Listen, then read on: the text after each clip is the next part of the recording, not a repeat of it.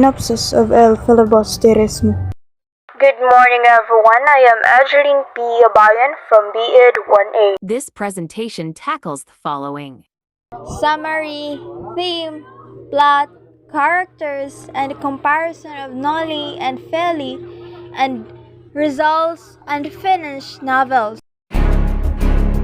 Synopsis of El Filibusterismo, or the summary. The story of El Filibusterismo revolves around the main character Simon, who is an affluent jeweler. Simon is actually Crisostomo Ibarra of the Nole, whom everyone thought had been killed by the Guardia Civil at Laguna de Bay. He escaped and fled to Cuba, became wealthy, and made connections with influential Spanish officials. Upon his return to the Philippines after many years, he becomes very influential as the Governor General, who owes so much to him, consult him in making decisions. In reality, however, everything Simon does is just a part of his grand plan to take revenge against the Spanish officials and rescue Maria Clara from the convent. Planning to stage a revolution, he smuggles arms and looks for followers mainly from the exploited and abused natives. One of his recruits is Basilio, the son of Sisa, who is with Capitan Tiago's help was able to study in Manila. Simon also makes an alliance with the revolutionary group of Cabezang Tales, a former Cabeza de Barangay who suffered maltreatments from the hands of the friars. Using his influence, Simon encouraged corruption, decadence, and more oppressive government policies so that the citizens may become more infuriated.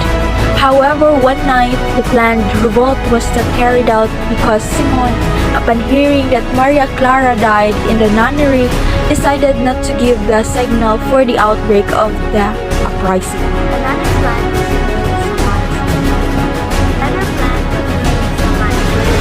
at the venue of the wedding reception of Juaneto Pilaes and Pauleta Gomez. Simon planted many explosives enough to kill the invited guests, primarily the friars and the government officials. According to the plot, the big explosion shall be started by the gift he would go to the newlyweds at the reception. Let us secure the lamp with an explosive. When the lamp flickers and someone turns the wick, it will result into a big explosion that will become a signal to the revolutionary troops to simultaneously attack all the government buildings in Manila. During the reception, Simon gives his gift to the newlyweds. Before hurriedly leaving the venue, he leaves a piece of mysterious paper bearing the message, "You will die tonight," signed by Juan Crisostomo Ibarra. Meanwhile, Isagani, the rejected lover of Paulita, is standing outside the reception. His friend Basilio tells him to leave the place because the lamp will soon blow up.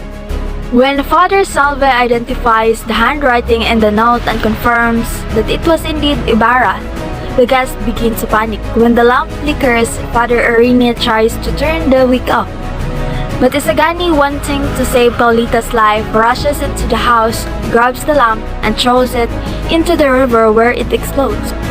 Simon's revolutionary plot was discovered and he is hunted by the Guardia Civil. He managed to escape but was seriously wounded. Carrying his jewelry chest, he finds shelter in the home of Padre Florentino. Learning of his presence in the house of the priest, the lieutenant of the Guardia Civil informs Padre Florentino that he will come in the evening to arrest Simon. Simon then takes poison that he will not be caught alive. As the poison's effects start to take toll in his body, he confessed to Florentino his true identity and his plans of revenge through the bloody revolution. After the emotional and agonizing confession of the dying man, the priest absolves the dying man for his sins, saying, "God will forgive you, Señor Simon. He knows that we are fallible. He has seen that you have suffered. He has frustrated your plans one by one. First, the death of Maria Clara, then by a lack of preparation, then in some mysterious way, let us bow to his will and render him thanks." The story ends with a priest throwing Simon's treasure into the sea so that they would not be used by the greedy. The priest hopes that when the right time comes, they would recover it and used only for the good. The characters. Simeon. Crisostomo Ibarra in disguise left for dead at the end of the Noli Me Tangere. Ibarra has resurfaced as the wealthy jeweler Simeon, sporting a beard, blue-tinted glasses, and a revolver. Fueled by his mistreatment at the hands of the Spaniards and his fury at Maria Clara's fate, Simeon secretly plans a revolution to seek revenge against those who wronged him. Maria Clara. She is the girlfriend of Ibarra. She is the daughter of Capitan Tiago and Dunya Pila Alba, but biologically her father is Padre Damaso. Basilio. He is son of Sisa and another character from Noli Me Tangere. After his mother's death, he became a vagabond until Captain Tiago took him out of Haiti and hired him as a houseboy in exchange for sending him to school. In the events of the book, he is a graduating medical student who discovers Simeon's true identity and befriended him. His girlfriend is Julie. Juliana de Dios, the girlfriend of Basilio and the youngest daughter of Cabezang Palace. To claim her father from the bandits, she had to work as a maid under the supervision of her mana Pecha. Isagani. He is Basilio's friend and one of the students who planned to set up a new school. He is very idealistic and hopes for a better future for the Philippines. He sabotaged Simeon's plan by removing the lump that contained explosives and threw it in the water. Juanito Pelaez. He is the son of Don Timoteo Pelaez, a Spanish businessman. He is also the members of Karaig gang who wish to have the Academia de Castellano built. He is considered by Isagani as his rival to Pauleta Gomez, the woman whom he fell in love and wed in the end. Placido Pinente considered him as a good-for-nothing classmate. Paulita Gomez. She is the girlfriend of Isagani and the niece of Doña Victorina, the old Indian who passes herself off as a peninsular, who is the wife of the quack Dr. Tiburcio de Espadana. In the end, she and Juanito Pelaez are wed, and she dumped Isagani believing that she will have no future if she marries him. Makarai. One of Isagani's classmates at the University of Santo Tomas. He is a rich student and serves as a leader of the student yearning to build the Academia de Castellano. Father Camora. He is the lustful parish priest of Tiani, San Diego's adjacent town, who has long-time desire for young women. He nearly raped Julie, causing the latter to commit suicide. Benzal, the pseudonym of Abraham Ibanez, a journalist who believes he is the only one thinking in the Philippines. Benzal is an anagram of Ibanez in alternate spelling of his name. Placido Penitente, a student of the University of Santo Tomas who was very intelligent and wise but not blunt if not only by his mother's plea to pursue his study. He also controlled his temper against Padre Milon, his physics teacher. During his high school days, he was an honor student hailing from Batangas. Cabezang Talos, Cabeza de los Foro Juan D. Dios, a former cabeza de barangay of Satmang, a barangay in San Diego's neighboring town, Tiani, who resurfaced as the feared Luzon bandit Matanglawin. He is the son of Tandang Celo and a father of Julie and Tan. Gobernador General, the highest-ranking official in the Philippines during the Spaniard colonial period. This unnamed character pretends that what he is doing is for the good of the Indus, the local citizens of the country, but in reality, he prioritized the needs of his fellow Spaniards in the country. Father Florentino. Isagani's godfather and a secular priest was engaged to be married but chose to be a priest after being pressured by his mother. The story hinting at the ambivalence of his decision as he chose as an assignment to a remote place, living in a solitude near the sea. He took in Don Tiburcio de Espadaña when he was hiding from his wife, Doña Victorina. When we say a secular priest, it refers to the Filipino priest, and a regular priest refers to the Spanish priest. Let's continue. Quiroga, a Chinese businessman who dreamed of being a consul for his country in the Philippines. He hid Simon's weapons inside his house. Father Fernandez, the priest friend of Isagani. He promised to Isagani that he and the other priests will give in to the students' demands. Pekson, a classmate who had no idea on the happenings occurring around him.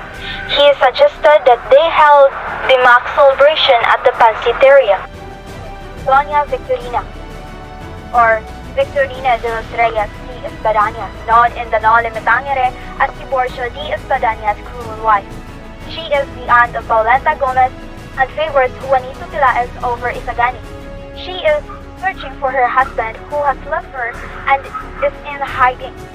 Although of Indian heritage, she considers herself as one of the Peninsular.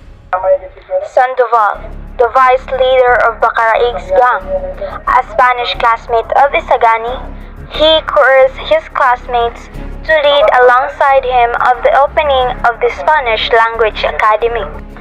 Father Bernardo Salve, former parish priest of Santiago and Nole Metangere, now the director and the chaplain of the Santa Clara Convent. Pepay, Don Custodio's supposed girlfriend. A dancer, she is always agitated of her boyfriend's plan. She seems to be a close friend of Macaraig. Father Hernando de la Cibaila, a Dominican friar introduced in Nole Metangere, now the vice rector of the University of Santo Tomas. Father Irene, he is the Capitan Tiago's spiritual advisor. Although reluctant, he helped the students to establish the Academia de Castiliano after being convinced by giving him a chestnut, and he is the only witness to Capitan Tiago's death. He forged the last will and testament of the latter so Basilio will obtain nothing from the inheritance. The other characters. Tiburcio de Espadaña. Don Tiburcio is Victorina's de Espadaña's lame husband. He is currently in hiding at Father Florentino's. Hermana Pachang, Sagpang's rich gambler.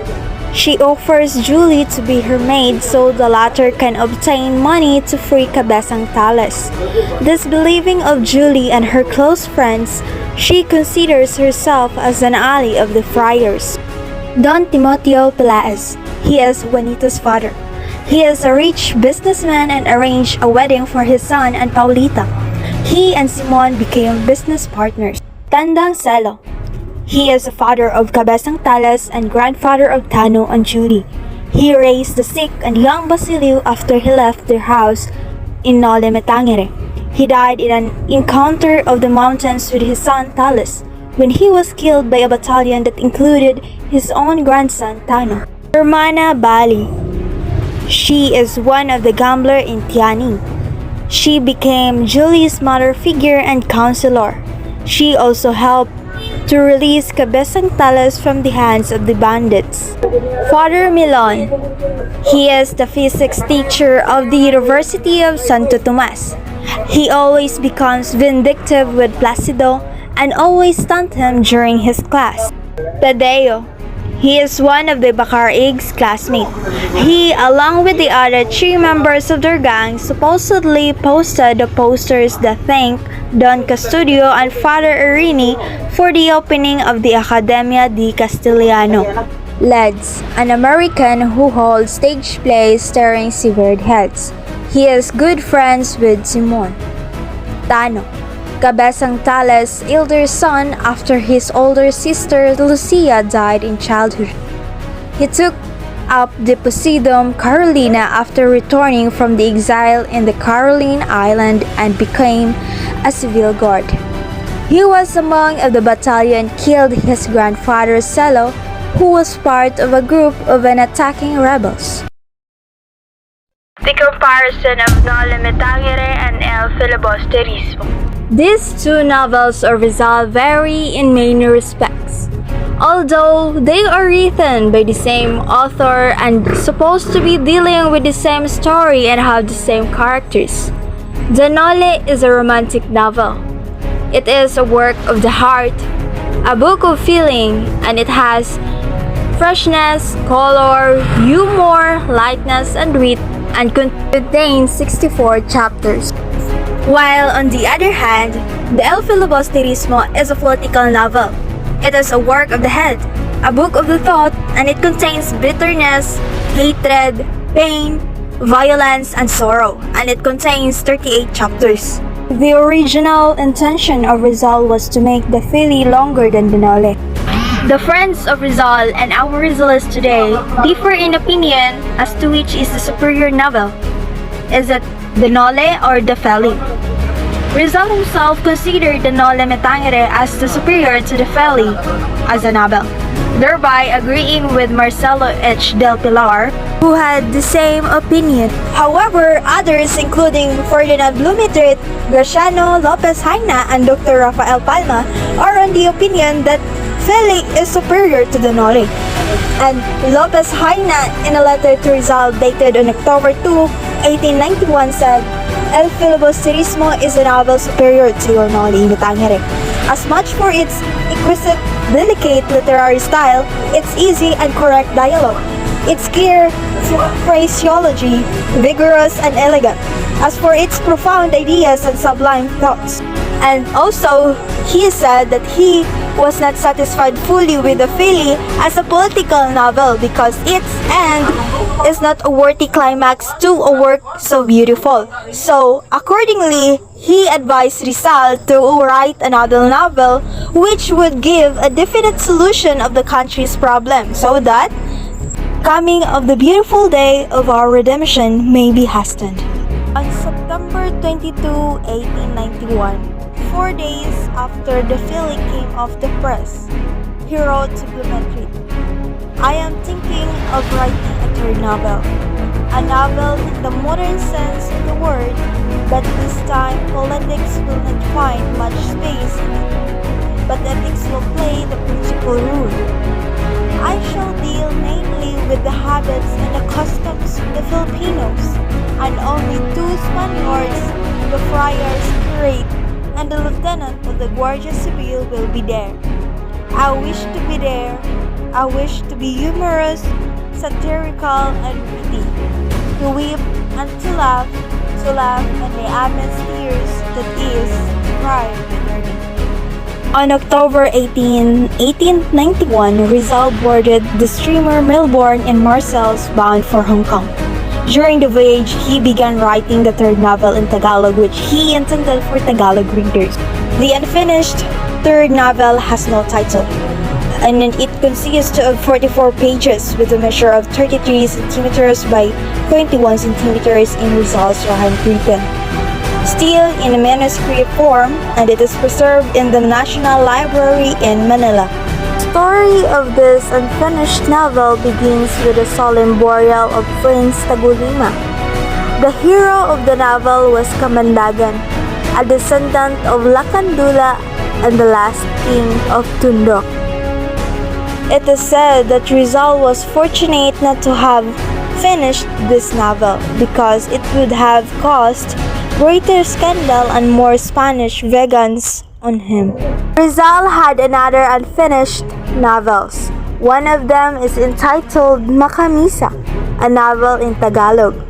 It is written in a light, sarcastic style and incomplete, for only 2 chapters are finished. The manuscript consists of 20 pages with a measure of 34.2 centimeters by 22 centimeters. Another novel which Rizal started to write was entitled Dapitan. It is unfinished, written in Ironic Spanish. He wrote it during his exile in Dapitan to depict the town life and the customs. The manuscript consists of 8 pages with a measure of 23 centimeters by 16 centimeters. And another unfinished novel is This is a novel in Spanish about the life in Pili, a town in Laguna, and the manuscript consists of 147 pages. It measures 8 by 6.5 and without a title. Another unfinished novel of Rizal, also without a title, is about Cristobal, a youthful Filipino student who has returned from Europe. The manuscript consists of 34 pages with a measure of 8 and 1/2 by 6 and 1/4. Among the characters of this are Cristobal, who has studied for 12 years in Europe, Amelia, his sweetheart, Capitan Ramon, the father of Cristobal, a Dominican friar, a Franciscan friar, and a Spanish lieutenant of the Guardia Civil. Beginnings of another novel are contained in 2 notebooks. The first notebook contains 31 written pages and has measured by 35.5 centimeters by 22 centimeters, and the second 12 written pages measured 22 centimeters by 17 centimeters. Through the mouth of the celestial characters, the author described the deplorable conditions of the Philippines.